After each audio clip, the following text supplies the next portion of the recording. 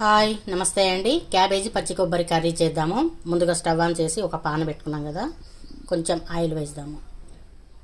Oil ఎక్కువ పీల్చదండి, కొంచెమే వేసుకుందాము.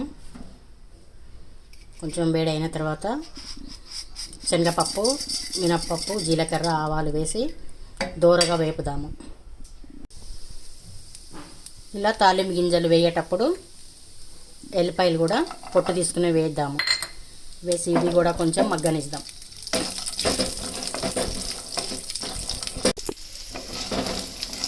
ఎల్లిపాయలు కూడా మంచిగా వేగుతున్నాయి కదా, ఇప్పుడు కొన్ని సన్నగా కట్ చేసుకున్న పచ్చిమిర్చి కూడా వేసి బాగా మగ్గనిద్దాం.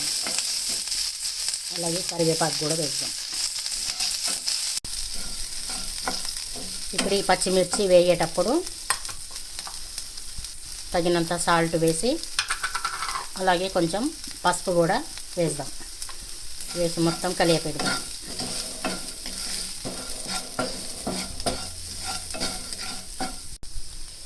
పచ్చిమిర్చి మంచిగా వేగినాయి కదా, ముందుగా నేను క్యాబేజీ సన్నగా కట్ చేసి ఉడకబెట్టుకున్నానండి. గట్టిగా పిండి ఒక బౌల్లో పెట్టుకున్నాను. ఇది వేసేద్దాము. వేసి మంచిగా కలియపెడదాం.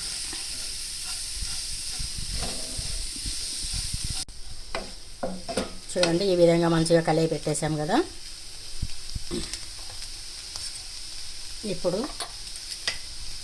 పచ్చి కొబ్బరి గ్రైండ్ చేసుకున్నది కూడా వేసి మొత్తం కలిపి పెడదాం.